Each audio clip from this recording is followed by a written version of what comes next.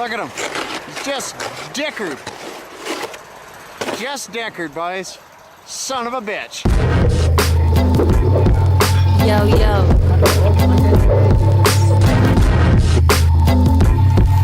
Class A and macro.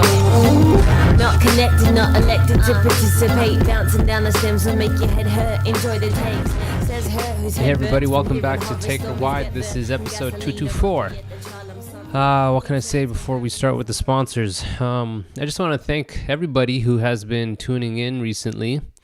I'm trying to make more of an effort to make people aware that this thing exists. And if you've told someone, if you've shared a post or like a post or anything like that, just thanks. It helps. I'm not a big company. I'm literally just myself pushing this thing. So all the help from the community and the friends, it really helps. It really does help. So thank you guys for that. The homepage is up if you guys want to check that out. And mostly it's another way for people to hear the podcast. There is the newsletter there. If you haven't signed up, just go sign up. I send a newsletter every week just touching on the last episode, and I pick certain subjects or certain little quibs. Is that a word? Quibs, quirps, or things that are spoken about in the episode, and I find the link to them, and it's just a little bit more in depth. So if you can hit pause and go and sign up, that'd be really great. Just takeourwide.com. So yeah, let me get into the sponsors. The sponsors for this show, for all these shows, they help. This thing isn't free, so it helps me get them out to you. So you should support each and every single one of them. First up is Heartbeat Hot Sauce. Episode 221, I spoke with Al, who's an old friend, and it's his and his partner's company. Started in Thunder Bay a couple years ago, and they have really blown up. Most recently, if you haven't seen on my post or whatever, they've been on Hot Ones season 6, and it was kind of crazy to see Johnny Knoxville eat some wings that my buddy had a hand in creating the sauce for. It's so dope. It's so kind of surreal to see them on the whole list of all the other hot sauces, but they sponsor this as well. So very, very happy and proud to be friends with Al and to see their success. The peppers are fermented using traditional methods before being cooked with a few simple, high-quality ingredients. There's no water added or thickening agents or chemical preservatives of any kind, so it makes their sauce as natural as it gets. It's delicious. It's so good. It's so good. All I can say is just go buy it. You can use promo code TakeOurWide5 and you'll get 5% off your cart. Go in with some friends and you can save some cash for sure, because shipping sucks, but this helps offset it a little bit. Just heartbeathotsauce.com and you can find everything there. Next up is a new sponsor. It's DFA Tattoos. That is, to sum it up, it's a collective of driven and skilled artists with the goal of creating the best tattoos. From large-scale work to quick walk-ins, they believe that every tattoo is important. They work with a variety of styles, from bold traditional to photorealism and portraits, and they have an artist there that'll suit whatever your project is. It's a comfortable place. The staff's well informed. It's safe. It's a really cool spot. You feel the passion, and really, if you are unfamiliar, Shawnee from Sabatini, it's his company with some friends of his like Melissa and Angus, and it's just like all my buddies who are doing well. They have a plan and a dream to quit the grind and start their own personal grind. That's really what I'm trying to do with this show too. And I've seen Shawnee and those guys grow from shop to shop to shop, and as his skills grow and their skills grow in running a business, it's beautiful to see. It's so motivating to see friends succeed, for real. So fuck, man, just all love to those guys for hopping on board with the podcast. It's in Montreal, so just go if you can find it. You will find it. It's 328 St. Catherine East or Est. Just go to dfatattoos.com. That's like DFA, Donald friggin' ass or whatever. Don't fucking ask, whatever, dfatattoos.com, and you'll find all the information there. Super, super stoked to have these guys on board with the show. And all love to Shawnee and the crew for believing in this. So DFA Tattoos. Next is Kevin Rigo of Hefner Toyota. That's at 3121 King Street East in Kitchener. Kevin is an old friend. Kevin is a guy who, I remember he threw the first show that Mark played with Tugnut.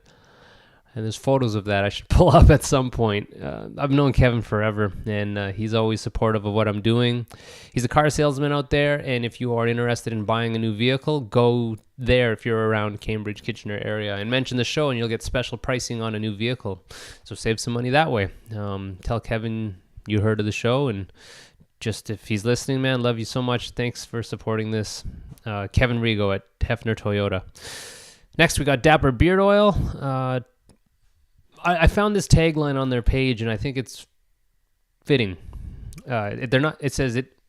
Okay, I'll just say it. Dapper Beard Oil isn't a beard oil company selling to people. They're a people company which happen to make a damn good beard oil. And again, it's just a friend who is passionate about creating something artistic that he's selling, and it just happens to be beard oil. I've used it. It's really good. He's not a slouch. That's Andrew Rashat. He was on episode 77, if you want to go back and listen to that.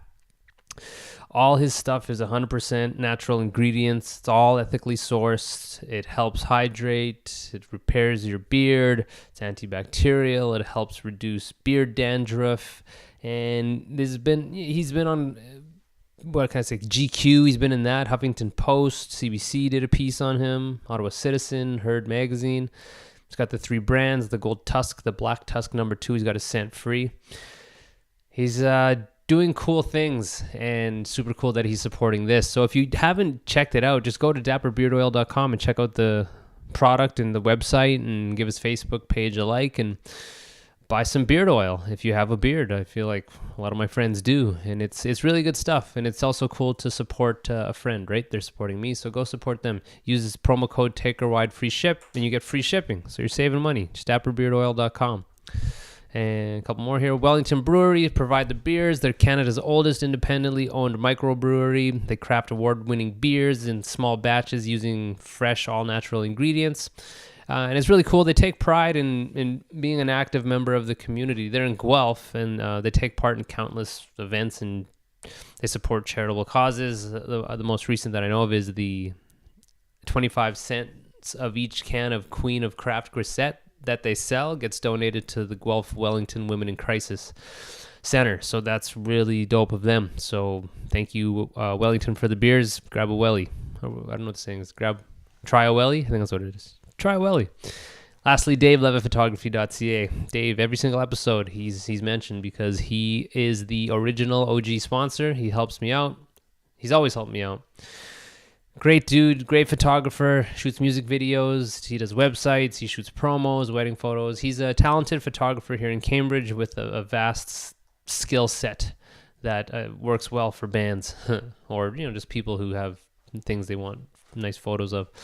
Just go to davelevittphotography.ca and check it out. And yeah, that's it. That's all the sponsors. So yeah, for this episode, it's I spoke with Matt Black. Matt Black is the booker at Coalition in Toronto, which is steadily becoming the kind of go-to spot for dope-ass shows that aren't enormous, but I've seen some really, in my head, big bands there. It's a great spot. Again, I'm seeing it grow, and it's great to see him succeed as far as I'm concerned. And we sat down, talked about him growing up, talked about... what did we talk about? I guess you can listen and find out. Thanks to Matt for coming on, and thank you guys for listening. This is 224 with Matt Black. Okay, cheers, man. Thank you. Cheers, man. Yeah. Thanks for doing I'm glad you could come down. Yeah, it's cool to do it here in this cool venue. So people listening, we're at Coalition right now. And it's you've been here since the beginning of it, right? Basically. Yeah. How the thing with you, I was thinking as I was driving here, is like how we've known each other for a long time, like Probably 10 plus 15 years. Yeah. When did that High Art CD come out? 2008. 2008. So like, yeah, over 10 years because it's probably like 06 or 07. I started that place in 2005. The High Art? Yeah, and it ran till 2009. Yeah. So I've known you for a long time, but I'm excited just to talk to like actually have a beer and Yeah, and I find don't think out- I've seen you outside of a gig before. Yeah. Well, gigs are the worst for hanging. It's Yeah. so loud and so short, but like I feel everyone has a story to tell, to especially that we're part of a metal scene or a music scene that everyone's struggling in and no one's really making money and people have big dreams and it's a little niche community. But you started somewhere. You grew up in Lindsay? No. Well, I went to high school in Lindsay, Ontario. Okay. Yeah. Where did you grow up though? Like where were you? All around Peterborough area. Basically moved around a little bit. But I guess when I got into playing music, I was in Lindsay going to high school.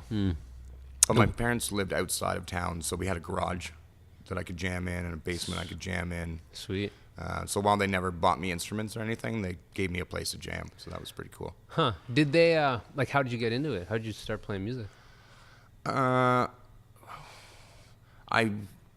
was in music class in high school, and I didn't take to anything, but I stuck it out anyways, playing alto sax. And I really wanted to put a band together, but I didn't play any instruments. So I asked if I could use the music room, and they said yes, and I was just going to be the manager, I guess, and I started getting people together that could, I didn't really care about experience. It was like grade 9, so I was like, hey, you can play guitar? Yeah, you're going to be in my band. So you were like curating your band? Yeah. Yeah. And then, like people just start showing up. Yeah. And then I was like, okay, I guess I'm playing bass because that person's not here. Did the school have a bass? I think so. Yeah. Yeah. I think they had a full setup. And then it snowballed from there. Like people just stopped showing up and I started doing everything. Yeah.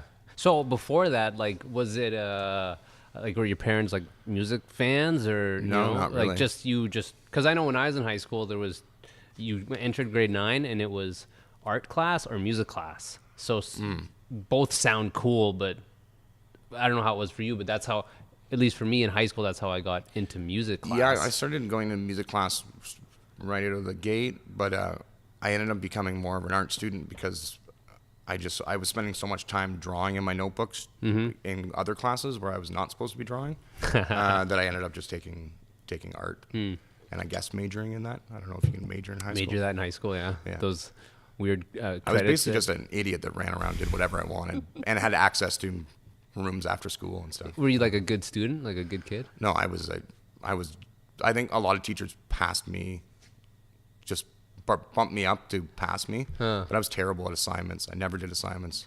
I'm still terrible at paperwork. I can't do any paperwork. Thinking back, imagine like starting school now. Like I wasn't bad at it, but it's like a job. Like it's so boring.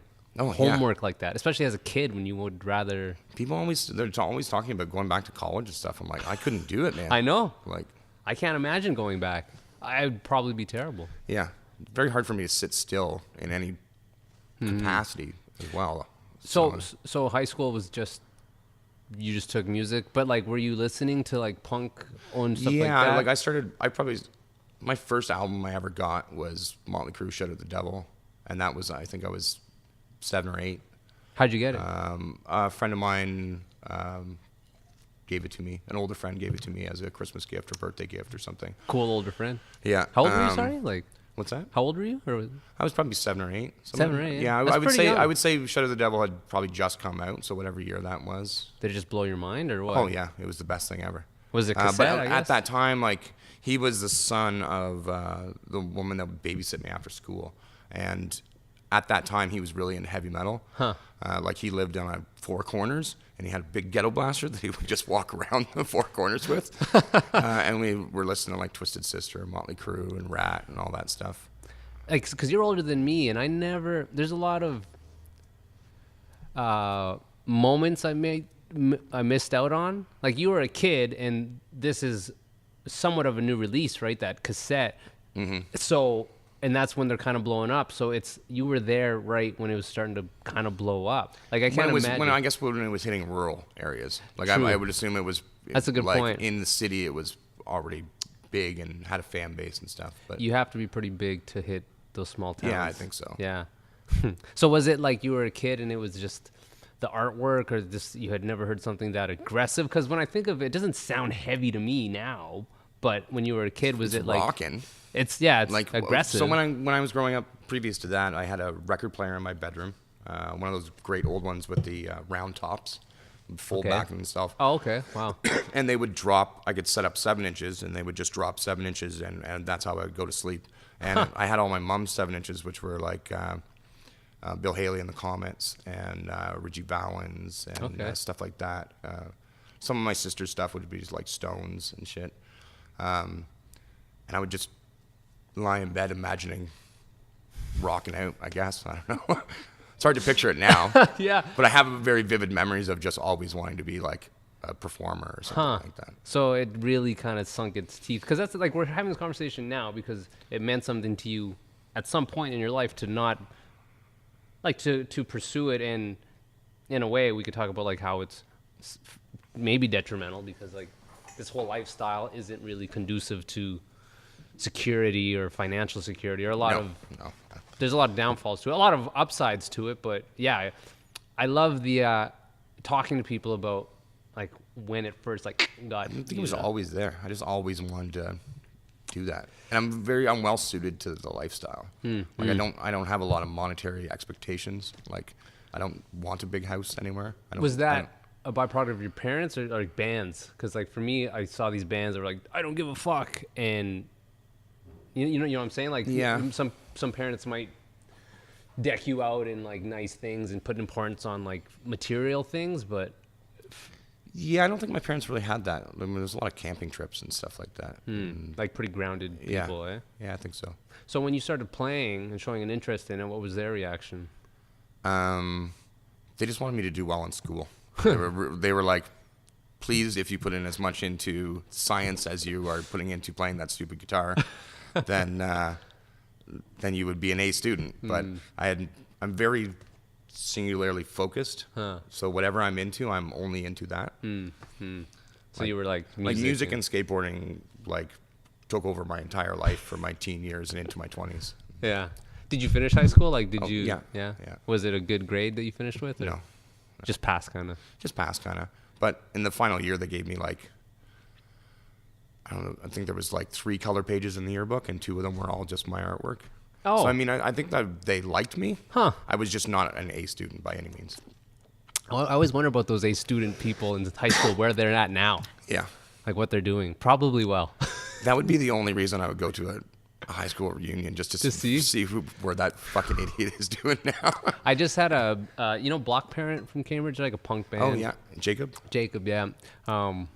We were just talking about being outsiders, and just imagine that. You know, I sometimes and I was talking about this, I catch myself, I'm like, I'm half dressed like an adult. I feel like these are adult shoes, and then like my buddy's band shirt. Does that bother you at all? Like being like a still older punk guy? Like it's kind of I'm sure you're comfortable in your skin, but like sometimes I'll catch myself being like, wow, like I'm so accustomed to my circle of friends and this whole world that I'll go to my wife's dinner thing and I'm like, wow, I really feel like an outsider. Yeah, I guess I do. I don't know. I'm very isolated here though. Like I'm surrounded by the Toronto music scene, so I don't think I stand out that much. And I mean, I live in Kensington Market. Hard to stand out here. Yeah. The thing I notice as being an older punk would be that I'll be hanging out with a bunch of people and they'll be talking about something and I'll be like, wow, I don't relate to that at all. And I'm like, oh yeah, it's because they're 10 years younger than me. Yeah. Like we have different life experiences and. Yeah. Do you feel like I don't feel my age? I'm 35, and I think a part of that is playing, and it's my buddy called it Peter Panning, where you're playing for sure bands and stuff. I don't feel my age. Do you?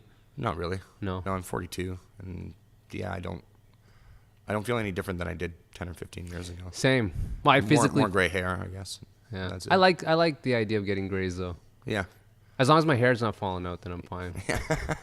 I think I'll be okay. I think that's when I stopped dyeing my hair stupid colors is when I started to go gray. Going gray? Yeah.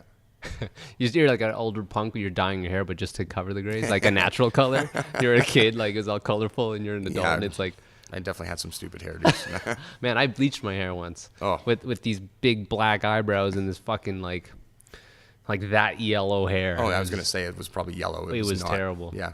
I thought it was cool. But I think like, so your first band, what was your first gig? Like, did you do covers or was it originals? All of these originals. Oh, yeah?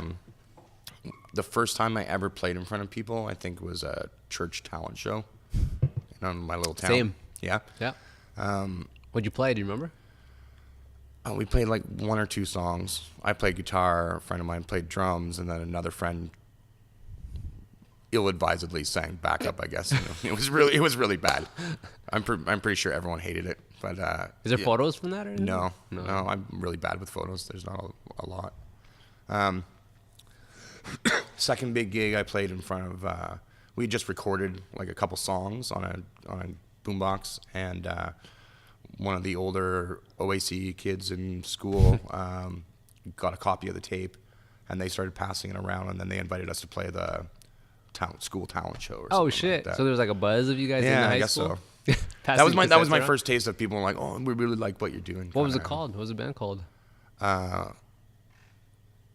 The Somethings. Yeah, we went through a bunch of different names. I don't know what it was called at the time. But one name was like Pelvic Thrust, like just whatever dumb name. Whatever. Yeah, you're high school, right?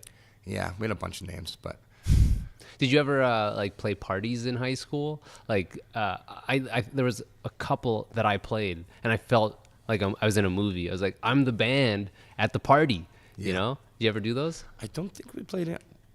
Maybe some field parties or something like that. It's like a generator or something. Yeah, we definitely. Yeah, I guess we played some parties and stuff. When I was in like my last maybe 2 years of high school, I started a band called the Feds, and that's the band that we recorded like maybe I think we put out like 3 albums. Oh, cool. And that got us on the road. So like having that tape out like got us on the road, and our first gig with that band was at Classic Studios in Toronto. Okay. Just through a friend. So our first gig was out of town. That really got me like hooked on Wow. like traveling to play. And then Dirty Bird, which was a Toronto band, kind of took us under their wing. Them and Random Killing kept putting us on bills and stuff like Huh. that. And you're still living out. Yeah, we're still living in Lindsay. Wow. And then we were and playing Punk Fest, which was put on by Spider. And Oh Marmara. yes, yeah. Ever tell you my quick story about that? No. Where my first tour, 03, being from Thunder Bay area, we were booked to play it, but we were like, I grew up in a tiny town, like 1,000 people. I was way too intimidated. We pulled up and there's all these, like the first time I saw like crust punks and stuff, and all 3 of us were like, we can't do this. We got to get out of here. And we walked off. We didn't play it. But yeah, shit. So that's been going. That was a long time. Yeah. That Spider still going, I think. Yeah, now it's like a tribute festival to Spider. Mm-hmm. He's passed. Yeah. So, but you're in high school and you kind of get a taste. So, were you in high school thinking like, I'm not going to college. I'm going to do the band thing? Basically, yeah. I did the band thing for a couple of years, and then I went to college for like one semester for art. But I don't know. I was coming home every weekend to play gigs and shit like that. It was. I think I just did it because I thought it was expected of me. Yeah, that's what I did. I did a year of a 2-year course just to appease my parents. But now it's like, oh, maybe I should have done some schooling. So there's like a story that everyone has of like that first. Well, not everybody, but you guys were in high school and you started playing out and about. Now, do you remember your first tour? Like, was that the band that you first like, we're going to give this a go? Yeah, we did a lot of like weekend stuff. So it was no big tours.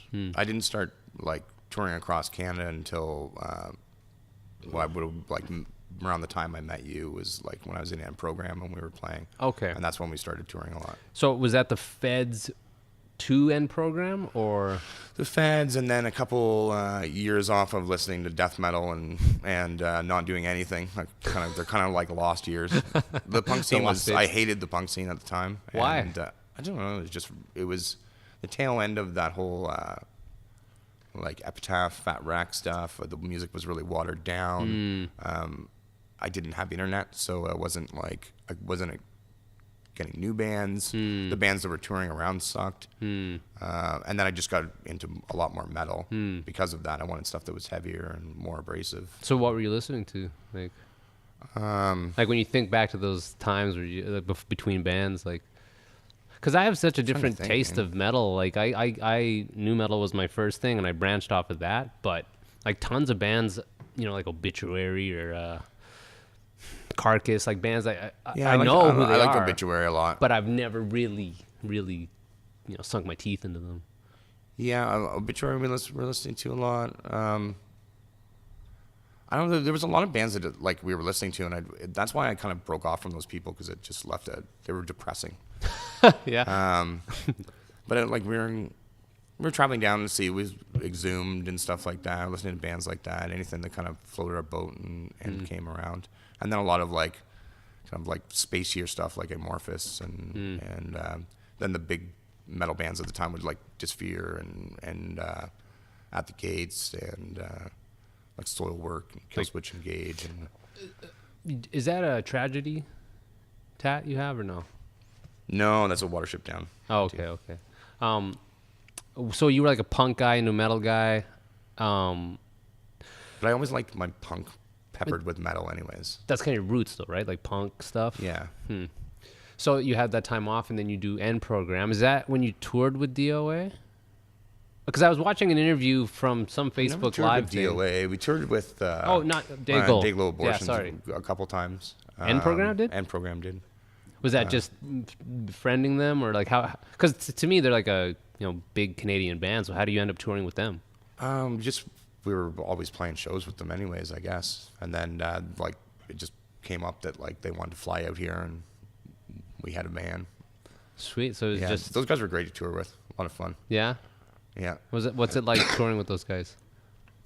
Not as wild or crazy as you probably think. Because they're older than us, right? Yeah, I'd say Murray's in his 50s, maybe mid-50s, something like that.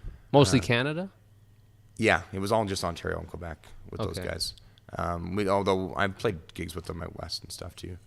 But a funny story with that though, like, so we would open for them every night, and every night I would get up and sing Drugged and Driving, one of the Okay. verses of Drugged and Driving with them. Okay.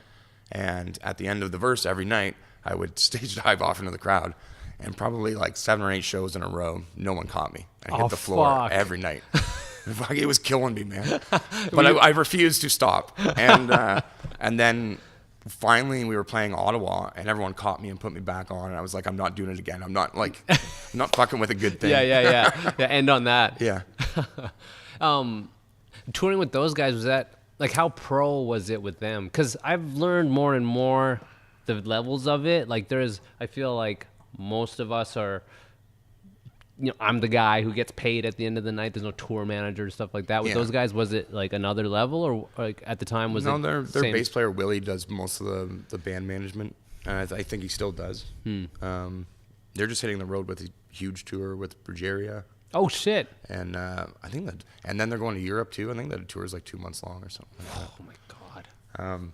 2 months of that. No, age. they're really chill guys, and that's always fun to see, is like people not taking it too seriously. I find the bands that are the hardest to work with are the bands that have never gigged anywhere. Oh, totally. And they've got all this fucking gear and pedals and all this bullshit. And there was a band that played here the other night. They didn't even have amps. Everything was digital and plugged into the Snake and stuff. That's terrible. How did it sound? I wasn't here for it. I heard it sounded terrible. Yeah, shit's changing, man. There's Yeah. I don't feel old, but there are times where I feel jaded, like not over it to quit, but there's a whole bunch of questions I have about like running this place, but feeling. I caught myself not wanting to go to a local show recently, just because I was thinking of I've seen so many goddamn shows, you know, and it's kind of a shitty thing to realize that I'm not over it, but I've done it, and I don't really. There's some nights where I'm just like, I'm tired, man. I just would really like just to go to bed. Go to sleep, yeah. It's But I mean, I come in here, I probably see, I don't know, 1,000 bands a year, maybe something like that, and I still get excited all the time. That's cool, man. Wow. I never really lose that. And, I am finding that it's harder for me to go to shows if I don't have a purpose there. I need to be busy doing something. Like running Around, making sure shit's right, or working the door, or, you know, helping out with sound, just like making sure everything's running good. That's I have questions about the venue.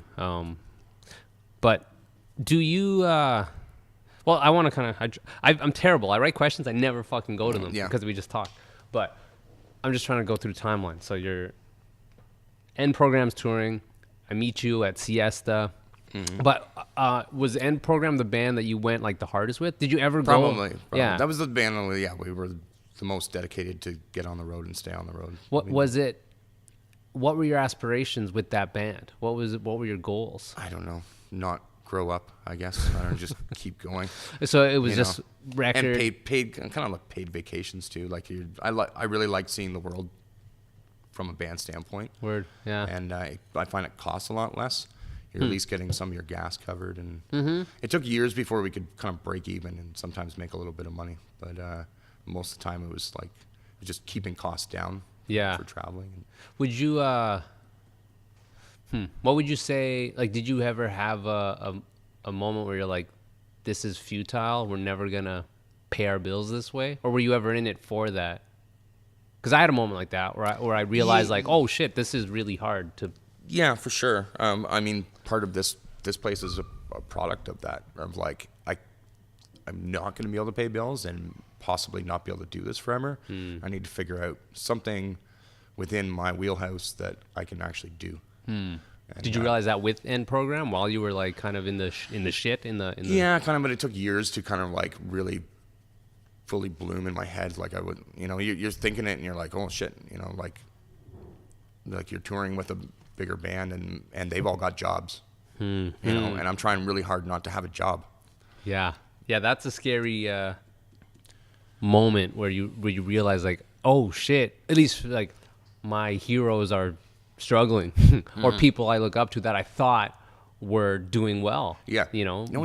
I think when you're younger, you think all these people that's all they do. I know. Do you remember a band called Chore? They're from Dunville. They're on Chore. They were on Sonic Onion at the time, and we grew up. I grew up 4 hours west of Thunder Bay, and we would drive to Thunder Bay for gigs, because we kind of got in. I don't know how we got in. I can't remember. Someone heard about us or something. But we played with Chore at the Apollo in Thunder Bay. Okay.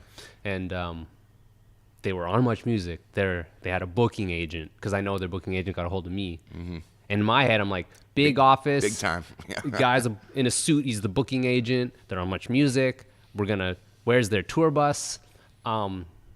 They pulled up in a shittier van than us, you know, and it was a moment. Oh, that was a moment I remember thinking like, oh, wow, that's fucked. That's crazy. Mm-hmm. That was the first of many like lessons I had in like band, underground sort of feasibility. And yeah, it was, it sucks to realize those things. Like, I pity those people that go into it trying to make a career or a job out of it. Like, you can tell, eh? Yeah, I think so. And like for me, I just did it. I did it because I love it, and I don't know what else I would have done, regardless. Like I don't know what I would have done if I wasn't doing this. Maybe graphic design or some shit like that. But, yeah, I don't know. And whether they paid me or not, I'd still do it. So yeah, well, that's why I think why we're both still here. I remember being younger and thinking like, I'll fucking flip burgers at McDonald's if I have to. If I don't give a shit, I'll work anywhere to tour and to do it. And then you kind of do that, and because like Tugnut went pretty hard with like fuck everything, we're just gonna go, and you realize that sucks. Yeah, flipping burgers sucks. Yeah, fuck that. It's tricky. So here, I guess we could kind of jump to here. End Program was, would you say, your last real hurrah, and then from that while End Program was going, I started writing more and more music on guitar, and then I started a band called IDNS. It toured Canada quite a few times. Okay. And then the singer of that, and we toured the States as well. And then the singer moved to Montreal, and I play in a band called Last Agony now. Yeah. And that's how it's basically the same members. Okay. With a new singer and another guitar player. Yeah, there's a bunch of bands. Sex Master. Oh yeah, Sex Master. City Death, is that? City Death I played drums in. Okay. And Yeah, a bunch of bands. Was it a bummer when you kind of realized, like, fuck, this band thing won't be... For me, it was kind of a bummer to be like, fuck, my dreams of making it seem impossible. Not that they're impossible, but they seem like it's fucking hard. It's fucking hard. Did you ever, like, have that? Where you're like... Yeah, I guess. I don't know. I'm so committed to this lifestyle. I don't really know anything different. Like, I've been literally partying for 25 years. And I'm good at it, I guess. So I just keep doing that. Got to party and have partying pay the bills somehow. Yeah. So I guess that can kind of get us to here, a coalition. So this was a face, like, how'd you get this job? Because you're the booking agent here, right? Yeah. It's kind of a funny story. So I was working at Outside Music, which is a record distributor. Okay. And me and one of the other people started not getting along, and they started making my life really bad there. I waited it out for a bit, and finally I just go, I quit. I walked out. And I was only unemployed for a couple weeks before my girlfriend at the time was like, you need to get a job. You can't just sit here. Yeah. And then, so I was like, okay, I'll just find something stupid. So I was on Craigslist looking at like gigs and stuff. And then there was a message from the guys that own this place, and they wanted it to be like a top 40 dance club. But it just wasn't working out. It's not the area for it, for one thing, I don't think. And they were looking for promoters. So I threw together a resume, because I had run Siesta for 4 years, and then I ran a bar called Annie's on Queen for a little bit over that. And then was booking shows at the 460. So I put together a resume, and I met with them, and I told them I'm a terrible promoter. You totally said that? Yeah, I'm a terrible promoter, but I'll do a good job booking it. And I think I have enough contacts to do this. And then they had me in for a second interview, and then they had me in for a third interview. And I was just like, you guys are fucking killing me. So I just told them, I go, you know what, I'm going to start booking shows. And if you like it, you like it. If you don't, oh wow, you yeah. don't. Did you talk about salary? Was it like based on? Yeah, I get paid a salary. Okay. At one point, it was kind of going back and forth. Like they wanted to give me percentage, and I'm like, you know what? I think it works in everyone's favor if I just get a salary, keep it relatively low, and when the shows do really well, you don't have to pay me extra more. Yeah. You know. Yeah. Because it is tough running a venue in Toronto, especially in like here, like. Yeah, Jesus. just like, I mean, it's hard, man. As much as the people think the metal scene's pretty big, it's really tight. The same faces come out all the time. Yeah. Unless it's a big name coming through. And a lot of the other venues have been there for a long time, so their rent is lower than ours is. So we have a lot of bills to pay. It seems just applying like the thinking of money, making money in metal, like how it's hard, or underground music shit, and then applying that to like a venue and the overhead and getting bodies out to these underground local shows. It seems impossible. It seems it's pretty hard, man. difficult. Yeah. It took me, like, some of the promoters, it took me forever to get them in here, you know, and they want the bigger the promoter, the more specs they want on like the sound. Like we had to get a 24 channel board, or we couldn't have moved up to the next level. Like we got the room for it, but we didn't have the sound system. So we put a lot of money into the sound system, getting it ready. How were the owners with that when you were pushing for that? Like, listen, this is what we need to grow. They were great with it, actually. Really? Like, I was just like, hey man, like we need to do this, and like it's the only way we're gonna move up to the next level. And they were good, like, and thank God Long and McQuaid exists, because we bought everything on credit. Oh, word, yeah. Fuck, loan and persuade. Yeah. Yeah, I remember this when it was the first couple shows here. I remember they were still doing like goth nights or dance nights or something. Yeah, we were kind of throwing shit at the wall and seeing what would stick. Like, well, I was trying to. They were still getting a couple like kind of like DJ type people in, like dance people. That wasn't really me, even though I was kind of dealing with them. But yeah, we were like, this used to be a goth bar at one point, so I was trying to give those people a home as well. You know, Because you're a nice guy. yeah, that's the thing is I'm kind of like I feel like the go-between between the venue owners and the scene, and I'm trying to keep everyone happy. Yeah. That's tricky. Yeah. That's really, at the end of the day, it has to make money. And Yeah. And arts, I don't know, I don't want to say generally, but it's hard to make money with the arts, I think, as a whole. The culture is different now. Like people, like our only source of income is booze sales, and people don't drink as much as they used to. Really? Yeah. Why do you think that is? I don't know. We averaged it out one night, and people spend about $15 per person. At a show? Yeah. Whereas I won't tell you how much I spend when I go to a show, but it's considerably more than $15. Huh, that's interesting, man. I wonder... I just think, like, I wonder if people are spending more money on merch, or if just people don't have the money, or... Possibly. I think the rent's so high, like in Toronto, that I don't know. You don't have that as much disposable income anymore. What's your take on live music? Is it dying, or is it still? Oh no, I think it's still thriving. Still thrives. Yeah. At least in the metal scene, you know, metal and punk will always have a very strong fan base. There is really nothing, because we play music and we get to play it, but write it, but playing it, it's always the cherry on top of doing this shit. And this venue rips, man. It's really cool. Thanks, man. Yeah.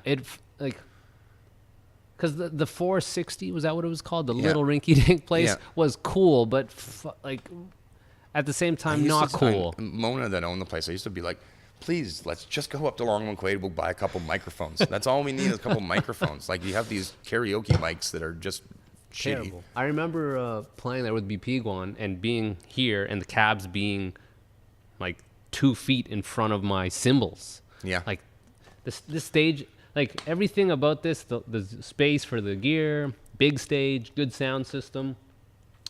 Like, what do you guys have competition with this type of space? Like, because there's the Garrison, which I feel is just bigger, right? It just can hold more bodies. And I feel like they do everything, whereas we are very niche. Are you just niche because of the market here? Like, because you kind of No, it's just I don't want to listen to shitty music, so I try to. I mean, not that we don't have shitty bands every once in a while, but like I don't want to listen to indie rock or anything like that. I want to listen to heavy music. So what do you like? What are some moves you want to do with this place past this? Because there's been changes. Like, it's great the couches are gone. For me, I like that. It took so long. I hated those things. Why did it take so long? Just because it's hard when you're working with a bunch of guys. And it's like it's hard to get anything done kind of on time. Everyone's got to think about it. Like I said, they did 3 interviews with me.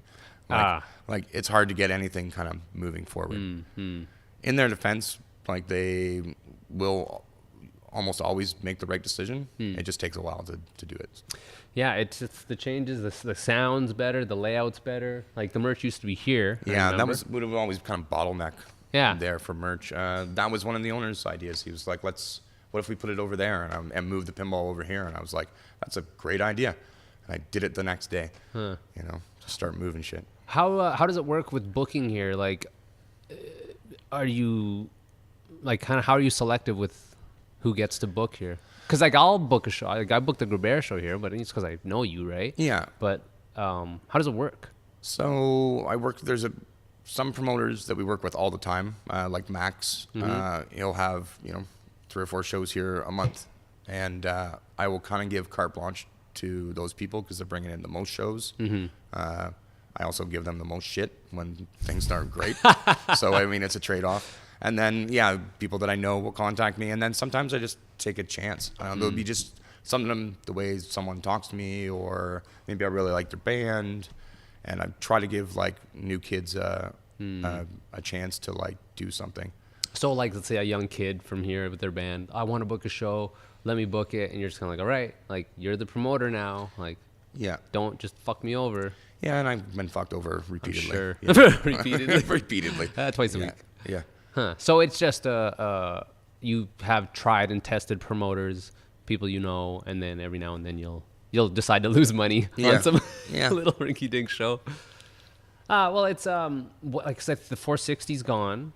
Like this is the spot. I feel like because the Velvet that's a bigger spot. Garrison's a bigger spot. Both Sneaky those places D's. do different things, but yeah, like Velvet will bring in like they had like DRI, which we wouldn't be big enough for a spot like that. Like this. I would say consistently for rock shows is probably us and the Bovine. The Bovine. The most, and then the Hard Luck after that.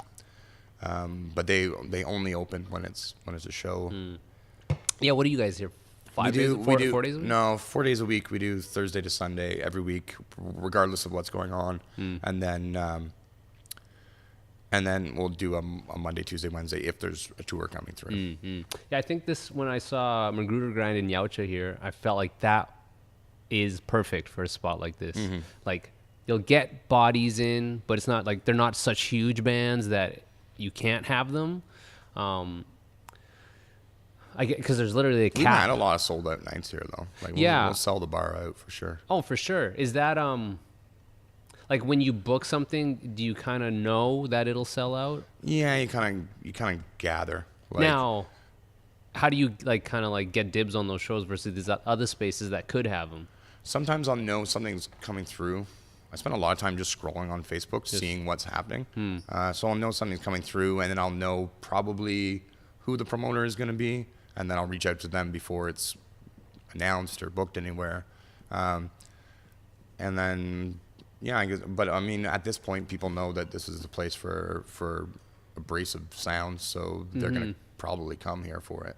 Do you, are you happy with the work you've put in here?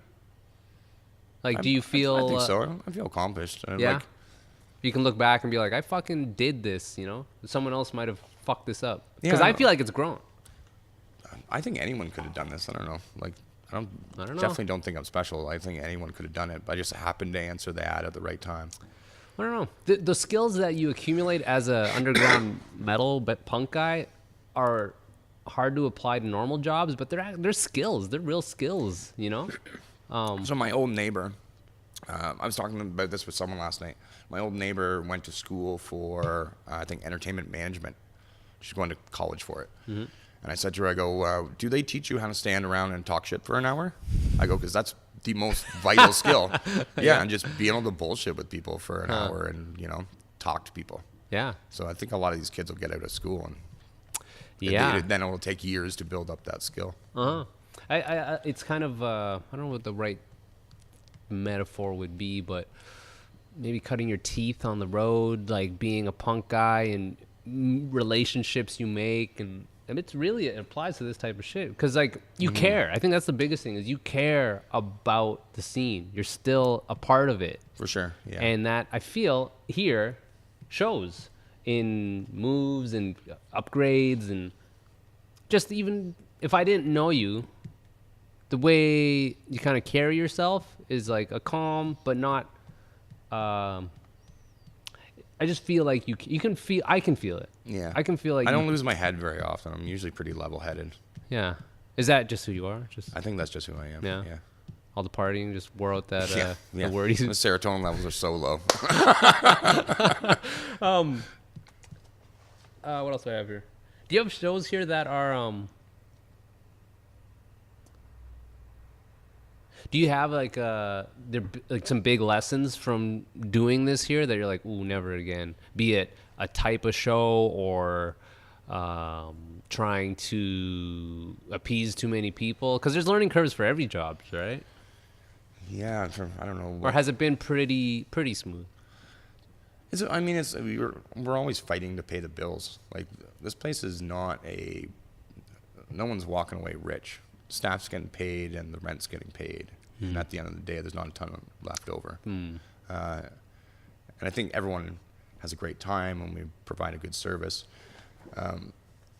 If I could do this place differently, it would be street level. Being in a basement is a pain in the ass because as much as I like my insular world here and I don't like the people out there, it'd be nice if they came in and bought a drink every once in a while. Yeah, yeah. It would make things easier at the end of the month. So you feel like stairs deter that? Like people see it and be like, fuck it. Yeah. But I guess that's not You can't, it's a choice you can't make. It's like I had a homeless woman come up and tell me that everyone that goes in here is a Satanist. So I mean, there's definitely what people in the neighborhood think of of what's going on in here. Actually, I never thought of that as far as this. Like everyone's dressed in black and leather out front. Yeah. There's a big like Motorhead skull. Yeah. Yeah, it's funny. That's an interesting perspective. We're the only place in the market like it. So. Wow. It's truly it's all like burrito joints and coffee and like nice. Yeah, it's interesting. Pulling up here to load or whatever. There's like beautiful people. There's like these hip kind of cool people here. And then all these chuds come out like fucking metal ass Slayer, yelling Slayer. And Slayer's not playing. Yeah. Sometimes I hear the conversations on the steps and I cringe a little. Yeah, I'm sure, man. Do you guys? Because Facebook is, I don't know. It's basically a question about postering. Is it? Do you poster? Do you feel like that's a valid way to get people in? I kind of don't think it is anymore. No, I don't think so either. Like I like that people still make posters. I still try to make posters for my shows, and the promoters will bring in posters for here because they know that this is where the crowd is probably gonna hit up, and then they hit up like Stay in Class and Rotate This and. Yeah, actually, I think that's what we did for the Grubert thing, just to, like, aside from postering here, like, if I put Grubert, like, I'm not gonna come and put up posters. Yeah, I feel that. At least in Toronto, Facebook is the way that shows are promoted. You know what's funny? And we have a website now, and that's because I feel that Facebook is on the cusp of people leaving it. You know? I was just going to say, yeah. So that's why we have the website now, is to prepare for when that happens. Who does the website? You do it. This guy. I've never done one before. Yeah, I've checked it out. What'd you use? How'd you make it? Wix. Wix, okay. Yeah. And honestly, it's like MySpace when you'd go to a MySpace template generator and you would just cut and paste the code. That's basically what it is. This podcast has a homepage through it's Squarespace. It's like the same thing. Yeah. You just like drag shit in like template. It's awesome. Yeah. Do you have lots of traffic going to that? I have no idea, and I have no way to know how to. But it's there in case, there, right? yeah. Yeah, I think about that as far as everyone bitching about Facebook and the whole whatever. What was that thing? It was like a British company or something British. All the leaks, like they were like recording your data or something. I don't know, some sort of fucking controversy. And it kind of seemed like people. That's why what data are people putting on Facebook? Like I don't have. It's not even my real name on there, man. Like. Yeah. There seemed to be a big sort of like fuck Facebook, but everyone stayed still on it. I feel, but yeah, Facebook is a great fucking way to promote a show. Just literally invite people. If only they would change the stupid interested button being the default and make the going button be the default. Then if you're just interested, you have to go to the page and change it. Talk to a lot of promoters about that. It's really frustrating because you know what it's like. People aren't just going to a show. They're going to like a social event. Yeah. And if there's only 30 people going and 150 interested, then you will literally just get those 30 people out. Yeah. Yeah, because it used to just be going or not going, right? Yeah, I think so. You know what fucking bugs me is people say going. It's like, if you're not going to go, don't put going. This was before the interested. It was like, I guess I also hear the argument kind of to what you're saying, that like it looks like it's a bigger show. Yeah. I would say that's a good thing that people are True. doing that. I would always feel annoyed that it'd be like, I remember we played a show on PEI. Fucking Pete wasn't there, man. He said he was going. It says on Facebook. We played a show in PEI with Ken Mode. Okay. And it was actually super stressful because they wanted to go out east. They hit us up. I booked it because I book everything. And super stressful. And I remember booking PEI. And the Facebook page was this pre-Juno or post? This was 2011. So I feel like pre, yeah. Yeah. 97 people coming to the show on PEI. 7 people came to the show. That's where I'm like, fuck all you people who didn't come, right? Just say you're not coming. Because, well, in the moment, I was mad stressed out, right? Like, this is my ass. They were cool about it, but... PEI is a hard one, man. I played a lot of shows there, and the only really good ones have been house shows. The last good show I played there was a house show. And last time we went out east, we didn't even bother to hit anybody up. Comes and goes. You know, Cambridge is kind of going through a resurgence right now. Isn't it? Yeah, a buddy of mine's working at a brewery down there. Which one? Jackass? No, but No? they have a music menu in the brewery. Does that ring a bell? Well, there's a place called Jackass that's doing shows now. There's something Brothers or something. There's like, man, like 4, Is there a lot of breweries? like 4 that popped Okay. up, I feel like, this summer. Or this, I like, wish I could spring. remember offhand. He's gonna kill me, but I'm sure I'll Google it. yeah, he's doing the booking down there, and sounds pretty cool, man. A venue in a brewery, and he's kind of from the punk scene as well. Oh, yeah. Or at least grew up in it. So I think there'll be room for those bands to be able to play there. It used to be a crazy scene. Like, Cryptopsy played there. Oh, and really? Like, you remember a band called Disgust? They're from Cambridge. They're still playing. Oh, really? They used to bring bands. I remember we had, we'd pull like a couple hundred kids for a In show. Cambridge, really? In Cambridge, yeah. Wow. Yeah, and it's on a resurgence. But Even Peterborough was like that. I remember us playing shows with in the kind of mid to late '90s, and there would be 300 or 400 people there, man. It was Crazy. it was when Spiders was really big, and what was this- big, sorry? It was when Punk Fest Oh, was Spider- really big, oh, okay. and because that grew a huge scene of punks in small towns, Hmm. and then we'd go play Peterborough with Random Killing and all those guys, and there'd be 300 or 400 people there. Crazy, And then eh? that same lineup would go to Trenton or something, and there'd be fucking 400 people there. It was insane. Holy shit. That makes me think of touring out east and, yeah, playing like Wolfsville or something, or there was a couple, Pictou. Pictou. Dude, 700 people in the town, and Yeah. you'd have 100 kids at the show. It's Does awesome. Does that happen anymore? I don't It's a think good so. question, man. Actually, I was going to ask, as far as all ages, you guys can't do it here, right? No, we do all ages shows. You do here. all ages. Yeah. So you just have someone check ID. Yeah. X the hands. Are they frequent? No, it's a lot of the time it's Greg that does Not Dead Yet. Okay. His shows are always all ages. Oh, that's cool. But there's not a lot of all ages kids that will come out. Huh. So there's just not a bunch of kids that come That's out. crazy. I think they're more centered around maybe the Faith Void scene, that they will feel, maybe they just feel more comfortable there. Oh, that's the instead of record store, right? Yeah, instead of a bar setting. I'm not really sure. But also Yeah. it depends on the band that's playing, I would think, as well. True. Yeah, it's I think about. I'm sure there's shit happening we don't know about though. That's the thing, right? I'm sure there's house shows and all ages shows. I'd like to hope everywhere. Yeah. It's, I've got one kid that comes here. He's underage. He comes a lot, and he's just because he's relentlessly bugging me to get in for shows, and he also is playing in bands and putting That's on shows fucking in his cool. parents' garage, and I just is feel. he from Uxbridge? Yeah. We played his. Did is he it- play there? is his Was that the name- one where Mark had to sell hot dogs? Yes. Yes. Okay, I heard about that. Oh, that kid. Yeah. That So, kid rules. Yeah, he's great. So I just feel I love that spirit. So I'm like, yeah, sure, you can come in. Try not to fuck up. Yeah, I'm sure he respects Yeah. that. That's really cool, man. Yeah, I wonder. Because just kids and technology and cell phones, I don't know what kids are doing. I don't know if kids give a shit to start a band or if kids are all doing Molly and listening to Doing fucking Molly. EDM. I don't know, or whatever the cool drug is. I always wonder, where are the kids starting bands? Is there more or is there less? I don't know. Who don't knows? know. Because even let's say Much Music and MTV, when I was in high school, those were big things. Those were ways to find new bands, which they're not anymore. So how are kids getting even Hit Parader? Is that even a fucking magazine anymore? I don't think so. You know? I don't even know if Spin and Rolling Stone are physical magazines anymore. I know shit is really changing, and I wonder, in the tsunami of this technological change, what kids are doing.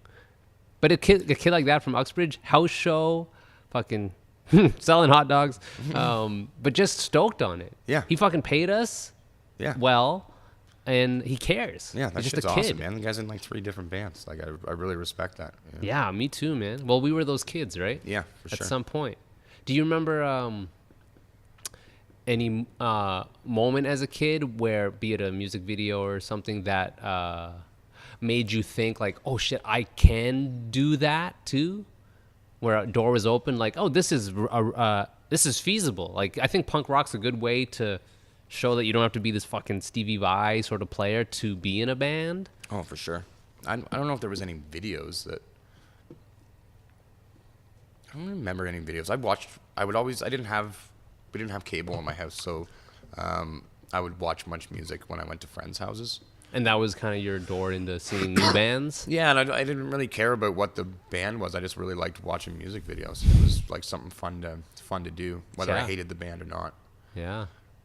I really remember the first time. This video stands out for me. But the first time I saw Sonic Youth 100% video. Okay. Because it has the blind skateboard team in it. Oh, wow. Yeah, and it came on, and we were all watching it, and we were like, holy fuck. And then we just ran out the door and started skateboarding. Like, we were so stoked on the blind team being in this video. And That's cool, man. Do you still skate? no, not much anymore. No. Is it just... I think my one of my knees, this one is pretty fucked. The last time I was skateboarding, like, you know, I still probably skateboarded up until about 6 or 7 years ago. But it really hurts. Yeah. When you fall now. I got a buddy who's getting a hip replacement, and he's shit, not eh? that much older than you are. And he says it's from skateboarding, Yeah. which is crazy. For the last while I was skateboarding, because this is my front leg, and as I was bending and I'm riding down the street and pushing, it just was starting to feel like it was, I can feel it popping, but it was starting to feel like it was just going to break. Fuck. So I was like, oh man, that's not good. Yeah. Jesus Christ, eat shit like downtown Toronto traffic. Fuck that. I have a few more questions here. Actually, I have a lot of questions, but we didn't really get on them. I like trying to seamlessly put these questions in, but I can never remember them. But I was going to ask about like the DIY ethic, and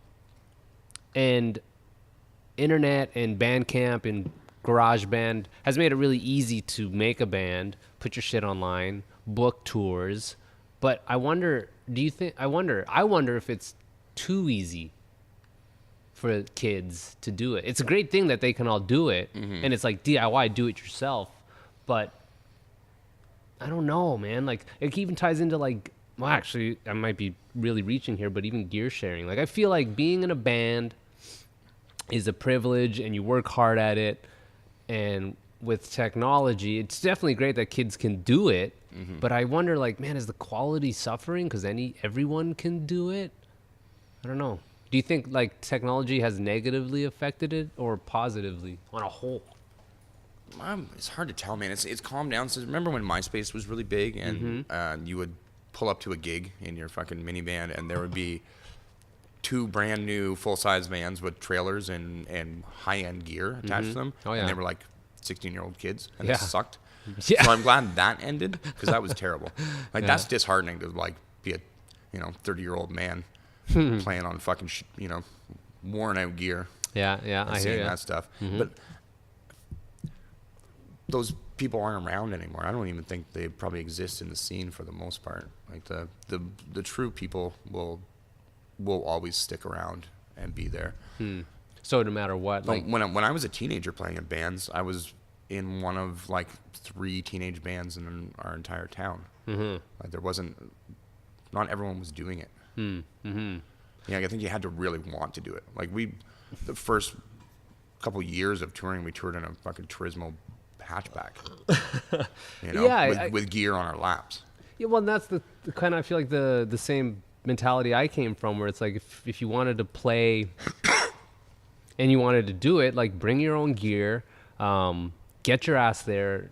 However, it kind of ties into like gear sharing now. Like, it does bug me, man, when people expect People a expect it backline. a lot. Yeah. It's weird. There's been a fucking change, 100%. I remember shows where like there'd be 3 810s, but everybody would use their own 810 or their Mesa or whatever. It's like the same cab, but it's your own. But it was kind of like, yeah, you can't play a show if you don't bring gear. Yeah. I guess like you were just, I guess if people show up without gear, but they have a way to put it through the PA, that's one thing. But Garbage. gear sharing bugs me. It does and it doesn't. I mean, do we need 5 drum kits? Probably not. No, you don't. You don't. But it And bugs do me. you need 5 810? 810s? No. No. No, you don't. But it's. I think it's the expectation that bugs me the most. I remember a show at the 460 actually of like all the local bands showed up, and none of them brought drums because they were like, oh, the touring band will probably have drums. Oh my God. I'm just like, are you fucking out of your minds? Yeah. Yes. Like, why are you expecting, like, they've got to pack up and go to the next gig. If you Yeah. blow one of their amps or bust their kick pedal or something, Yeah. like, oh, you're fucking the rest of the tour. Man, why did that change? Why? See, that's the thing that I tie to this. We always tour with, almost always with full gear. Oh, for sure. Yeah. You know, or and- we prearranged everything with another band or something. Yeah, even that helps. But I feel like the change with, and it's hard because like I want everybody to play and everybody to experience what I think is the greatest shit ever. Mm-hmm. And at the same time, it bugs me when half-assers do it, and a half-asser being someone who literally like might half-ass anything or show up expecting a drum kit. It's like, man, like, do you really want to do this? Because if you did, maybe you'd handle like be more professional about it. Have a fucking kit that you at least bring to the show. Yeah. It's probably different in Toronto because it's hard to get around, but it fucking irks me, Like, man. sometimes it's nice to show up with all your gear, and then someone's like, oh, there's a bass cab. You guys want to use that? Like, Totally. Cool. We won't load it in. Totally. Yeah. Yeah, we won't load in. Yeah. Yeah. We did all our steps to be ready, and Well, we're one of the, I think, the only venue with like a drum kit and a bass cab. Like, we went and bought the drum kit because I thought it was necessary. Mm-hmm. And then a friend of mine doesn't have room in his apartment for his bass cab, so he's like, you guys can use it, which is pretty cool. yeah. If I could get 2 Marshall cabs too and have like a industry standard backline would be awesome. Well, shit, it's already halfway there. Yeah, it's halfway there. It's Yeah. getting there. Find some guy who just quit. Like, fuck it. Like, I went into a venue in Austin. Might have been Emo's. It was on the main drag, and yeah, that's what they had. Like, literally any band could just walk in and plug in and start playing. I thought that was pretty cool. It's yeah. It's just the expectation. The expectation. It's like, this really means a lot to me. I put a lot of work into this. Like, you're kind of shitting all over it. Just like, I'm gonna show up and just expect shit. And when shit breaks, I was playing a gig at the Bovine, and what happened? I broke the bass drum, the bass kit that the other band we were playing with. And I felt like an idiot, you know? I'm still learning lessons. Like, it was our cover Manowar band. Oh, that one. Yeah, that was great. And, but I didn't have the money, but it's like, here's $60 for a skin, you know? Like, how many people, I'd hope people would do that, but I don't know. I am kind of amazed because we do have a kit here that, but some bands or some shows will show up and no one else brought a kit because there's a kit. I'm like, what if the kick drum didn't have breaks? one. Oh, yeah, I don't, that. I don't have an extra skin, man. Like, I don't know what you're expecting me to supply, but there should at least be a backup here. Yeah. You know? Yeah, I don't know. That's, I think, on a whole, people who just... It was funny. We played, Sexmaster played a show down at Sneaky D's. And who was playing? Recently? Yeah, it was for the Merge Squad set. I forget what band was opening up. It might have been Sago. And they broke the kick drum in like the second or third song. And I'm standing kind of like midway back, and everyone turns around and looks at me, and I'm like, what the fuck are you looking at me for, man? What the fuck? It's my night off. You're that guy now. Yeah. We need help. You're going to get calls like from bands in Vancouver. The promoter didn't pay us. It's not my problem. Oh, man, I hate when that happens. There was a kid in Sault Ste. Marie. He was all of like 17, and I fucking screamed in his face and told him to never put on another show in his life. The place was packed, and he gave us like $20. I'm like, What? He's like, like not a lot of people paid. I go, not my problem. Yeah. Yeah, like you let all your buddies in. It's like, I don't know, the next show's in Winnipeg, man. Fucking. That's an important thing, I think, to know your worth.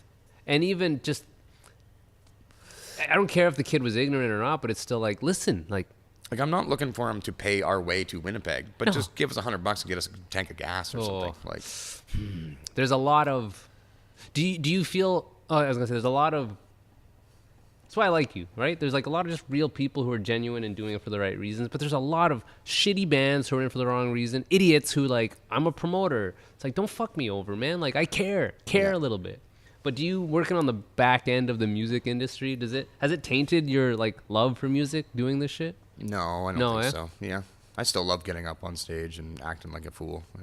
Even with all fun. the, I'm sure there's like. I do have higher standards, I think, than like I'll just be like I see a lot of bands do stupid shit, and I'm like, oh man, like just put a little bit of effort into it, like. You know, look. One thing that me and a buddy talk about all the time is like, look like you're in the same band. Huh. You know, like look like you're a unit. That's important. Because I really appreciate that when bands get up and they look like bands. You know. Now, what does that mean? Like, as far as like they dress the same, or like at least they're all like the way they dress, the way they play. You know, like a cohesive sort of, all on the same team. Yeah. I get that, man. There's a like you ever see a band like I don't know who was Napalm Raid, and you see them and you're like, holy fuck, this is like it's beyond, you know, and yeah, there's bands that like special bands. Yeah, they're just like they're all on that. They're riding that same vibe. I get it, man. I get it. It doesn't. It kind of bugs me when there's bands who are doing well that I feel like they're not really in it. They're not really feeling it. Like, be it one member who's like. I guess I'm just casting judgment. Like maybe just having a bad time on tour. Shit talking with Steve. Yeah. Oh man, that's after shows when we're driving home. I swear to God, we could have a whole I could start a whole other podcast about like post show breakdowns, like this band, why they sucked, or like why those guys ruled, or this awkward thing. And there's always something, man. Yeah. Let me just kind of run through here. I do these about an hour, which is about now. You're probably going to edit this down, eh? No, man. I think this is really? fine. Yeah. Oh, okay. Yeah. This has been great. I think I covered most of it. Oh, cover. Like a $5 cover. It just dead. Does that still happen? Yeah, it still happens. It seems like it shouldn't happen. No, I don't think it should happen. And I feel like shows are worth $10. Totally. I think $10 should be the minimum. 100%. I think the same thing. And like. When I started going to shows, it was fucking $5. No, man, I got a buddy who posts old posters from like '94, $5. Yeah, like 23 years ago. Yeah, yeah, it's a bummer that it isn't given because think of the fucking money and the time. You practice with your band. You like for us, we practice, load our gear, we come here, we load down the stairs, we play, we sell our merch. Like it, the $10 cover should 100% be the minimum. Mm-hmm. I don't know. Sliding scale works, but sometimes. Yeah, but you still have people like $5. Like fuck. Or it's $10 and they argue about it, or it's $5 and they wait until the doors clear so you can. Like, there's always gonna be cheap people, but yeah. I don't know what they're spending their money on that they can't spend $10 to get into a show. I don't know. Are you you seem like optimistic with this sort of stuff, that live music, metal music, it'll survive, right? I think so. Yeah, it's been around. It's been around so long, man. And I'm sure we'll go in waves, but I mean, it's a strong scene. 100%. Yeah. Well, and it's cool that there are, the scene itself consists of promoters and bands and people who go to shows who don't even fucking play music, but it's all like to lift each other up. Mm-hmm. It's cool, man. It's a kind of a theme of this whole thing of just like, this shit is rad. I don't know why there's not a heavy metal radio station. Like that always boggles my mind. We can't even have a rock station in Toronto. Like on FM. Yeah, that might be just short-sighted. I guess the advertisers don't want to pay for it, but I wonder. There's been lots of studies that metalheads are the ones that are buying albums and are repeat buyers. You know, like you don't go buy Metallica Kill 'Em All, and that's the only one. That's the only one. Like, I wonder if that thinking applied to that Scion company. Remember that car company that was doing fests and funding like with tons 7 of inches crust bands and stuff. I too. know. I don't know what the connection was. Someone explained it to me one time. I think that like a higher up had a son that. Really? I always thought that. I thought that was the fucking reason. Like some rich dude had a cool kid. Yeah. Because that's not a thing anymore, Scion. He probably just bled that dry. Yeah, for sure. Yeah, I had a great time doing it. Yeah, like fun. I remember Fuck the Facts played L.A. and Columbus, like a weekend, all covered. Scion paid for the flight, paid for the hotels to do these like 2 weird gigs. that I guess weren't that great. Which is good. It's just, shit, I would have taken some of that money. Yeah.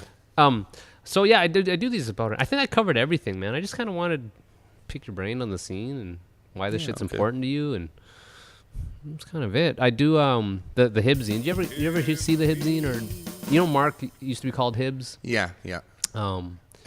I think so. You might have been in it, maybe. I think I was in it for something. Yeah, just he picks like, hey, what's a cool band you should play, Yeah. or something. But I used to do it where it would be that, like, hey, what's a cool band you like? But we might as well play something that you're in, like Sex Master or Last Agony, or what's like something you would want me to play. At least a band. Like, I'd really have to go through and pick my Last sort of Agony favorite. stuff's all up on YouTube, the most recent stuff. Okay, you want to do some of that? Yeah. Okay. Yeah. Any track in particular? And you can... Demented Ego, maybe, Okay. is a good one. I'll do it after the fact.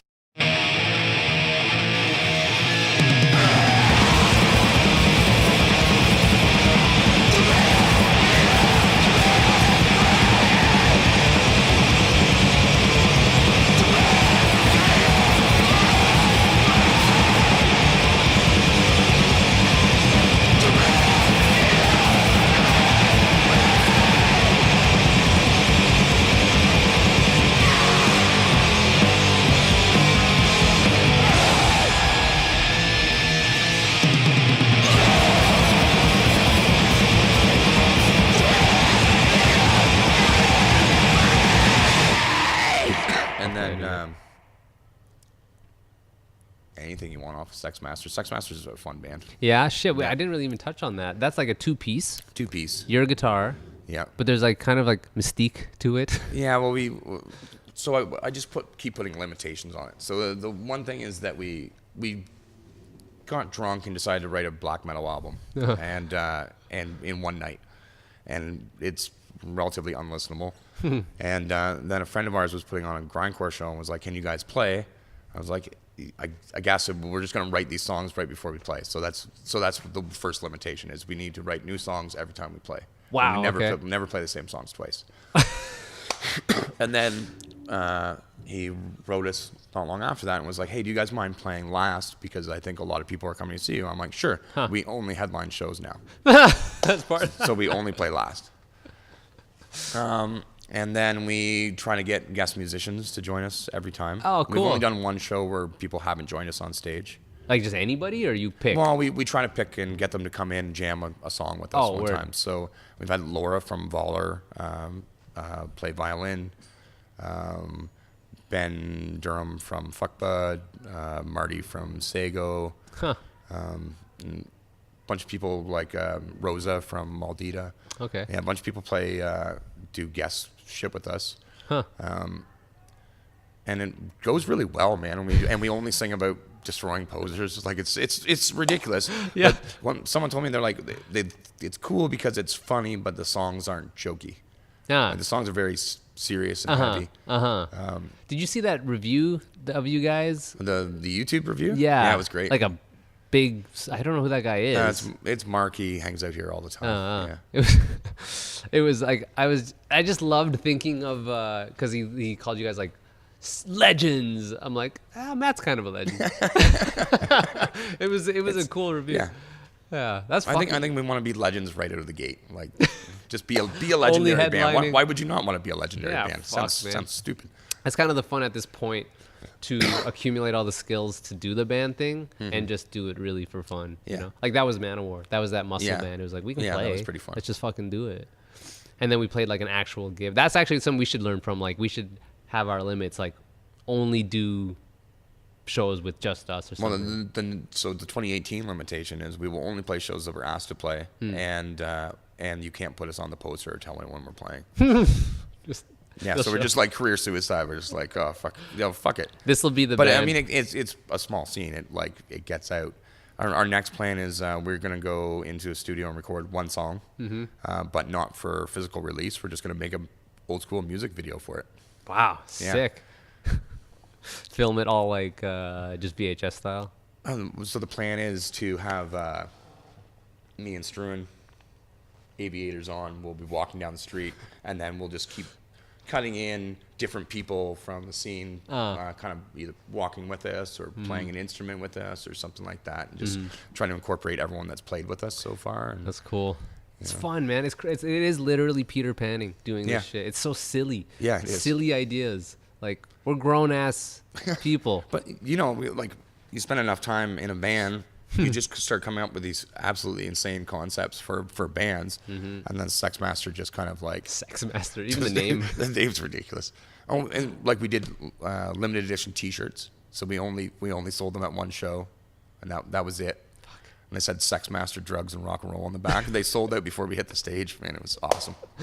That's so much fun, man. Yeah. It should be fun, man. Like, it's a bummer to see people burn out, and it's commendable. Like, fuck, give her hell. It's definitely hard, but I want to do this for as long as I can, man. Yeah, I really do. I don't see myself ever being like, oh, it's time to move up north and settle down or something. I think I'm too far gone. Like, what am I gonna do? It's too much fun. It's really too much fun to write, and like me and Mark take it pretty serious, right? Like we're trying, but within our limitations. I definitely kind of miss the new band honeymoon stage of any band. Yeah. Where it's like, what's our fucking name gonna be? What's the logo gonna be? Like, yeah, shit. Sex Master's taken. Fuck. Yeah, maybe I'll start my own Sex Master. Well, that's really about it, man. I'll close this after the fact, but I guess how do people check your shit? I guess Coalition here is the venue. Most people probably heard of it. CoalitionToronto.com. All the bands. Most of the shows are posted on there. The band's Sex Master is There's on a Bandcamp, right? Yeah, Bandcamp. But just look it up. It's Craniophagus Parasiticus Records. I'll link it so people can. And then there is a Bandcamp up for Last Agony, although we're waiting for the tapes to come out, so it hasn't been updated. Okay. But there's a bunch of stuff on YouTube as well. Sweet.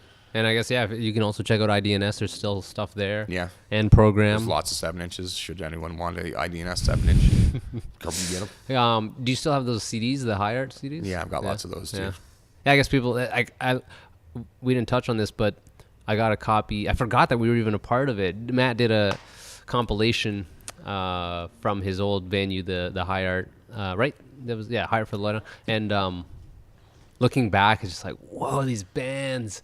Yeah, there was some cool a stuff time, on there. Yeah, real fucking it was a time real snapshot capsule. in time. Oh my god, yeah, it's crazy. I'm actually Dave from Our Father, and a million other bands. He'll probably be on soon, and there's like an ilk of people. What is he doing now? I think he's doing his what is it? It's like Dave Connor and the Something Somethings. He's kind of leading a band. Oh, he was cool. doing that TV Freaks. Yep. Still tattooing. Actually, he did this tattoo on me here. Oh, that's nice. But yeah, there's like that was a time. When I think of the high art, I think of Our Father playing, and it was just a moment. I think that was their first show. I might have been. Yeah. It was us, Who's Your Poet, Yeah. and them. I think it was just a 3-piece. And that was Dave that put that show together. And just they played a song or something, and they were just kind of bantering on stage, and just someone from the back threw an empty beer can and like hit somebody in the face. It was just like a Three Stooges moment. That was such a chaotic place. Because it was lawless. I just let people do whatever the fuck they wanted. It wasn't that within big reason. either. Like I did kick some people out sometimes. There was a guy that was, he was drinking what I thought was probably tequila out of like a hand lotion bottle, and because there was a guy in my home in Lindsay, this older guy that would walk around with a Woolite bottle drinking beer out of it, and I assumed it was something like that. And he's like, I go, what are you drinking, tequila in there? He's like, no, it's hand sanitizer. You want to try it? And I still didn't believe him. So he squirted it in my mouth, and I swallowed it. I'm like, holy fucking! He hands me some water. He's like, you're gonna want to drink this really fast. What? I'm like, holy shit, Jesus. So I drank it down. I'm just like, holy shit, man! Like, why are you doing this? Yeah. And then he started squirting it on the floor and lighting it on fire. I'm like, time to go. Yeah. You know? Thank you for helping me decide to kick you out. Yeah, that wasn't a very big space. I don't believe. No. Like, it was for me very cool. I remember that being one of the first sort of like, whoa, these type of venues exist, because I hadn't really done stuff like that. It was cool. I always felt special in the cool kids club, and that type of shit was like, ooh, this is cool kid shit, like underground stuff. My little band's playing here. Fuck. Oh, yeah, man, so much crazy stuff. That the comp, if people want, I guess they could grab it. Or I don't know, are you selling it? Come to the club, buy a beer, and I'll give you one. There you I go. have a lot. There you go. Fuck, I'm sure we could go more. We could probably do another one at some point, but that's really about it, man. Thanks for fucking taking the time, making the trip down here. I Oh appreciate man, it. no, I'm way more comfortable with my own setting. So I like face to face. It just sounds better, and it's easier to really have a conversation. Actually shoot the shit. Yeah. Okay, guys, thanks for listening. Thank you so much. Shout out the sponsors again. Heartbeat Hot Sauce, heartbeathotsauce.com. Use promo code TakerWide5. The delicious hot sauce that's on season 6 of Hot Ones. DFA Tattoos in Montreal. That's 328 St. Catherine Est. DFAtattoos.com. Go to them and get some really good work done by some fucking amazing artists. Kevin Rigo at Hefner Toyota for your new car if you need one. That's 3121 King Street East in Kitchener. Dapper Beard Oil. Use the promo code TakerWide free ship. It's free shipping. Save some money on your beard oil. It's really good shit. DapperBeardOil.com. Wellington Brewery for the beers. That's wellingtonbrewery.ca. And Dave Levitt Photography.ca for being rad. Instagram is constantly being updated with old episodes. I'll be posting on there more and more. The homepage is takerwide.com. Hit me up with guest suggestions or whatever. Just you can just email me, steve@takerwide.com. Sign up for the newsletter if you guys can. There's exclusive deals from a few sponsors on there that you can only get through the newsletter. So sign up. It's really not too much of a hassle, I don't think. Maybe it is, but whatever. Just yeah, I don't know. Am I rambling? Maybe I am. But this is Taker Wide. Thank you guys so much. I'll be back. Peace.